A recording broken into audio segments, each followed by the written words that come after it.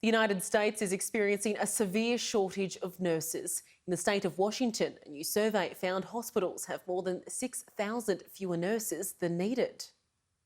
Like many industries across the country, hospitals in Washington state are putting up help wanted signs to hire more nurses. Right now, we are facing a significant shortage in terms of we are not graduating and educating enough people to care for those who need health care. The Washington State Hospital Association surveyed 80 hospitals that make up 85% of beds. They found a shortage of more than 6,000 full-time nurses. Nearly 3,000 traveling nurses are filling in the gap. It's not a long-term solution.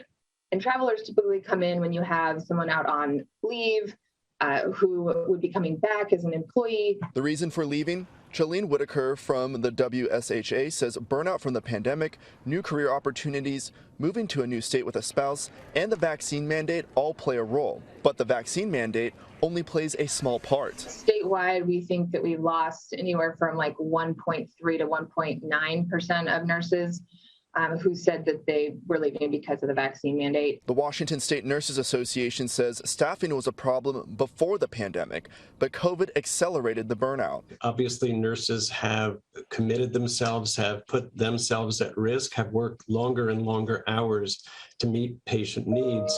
But with chronic understaffing, it's just made their situation worse and worse. David Keepnews with the Nurses Association says increasing pay is just one incentive to keep nurses at the bedside. I think a lot of nurses just feel a lack of respect, a lack of recognition and appreciation for what they do. He says it's never easy for a nurse to leave their job. Many of the nurses who leave just out of that sense of frustration, going home and worrying about whether you've given all the care that patients need.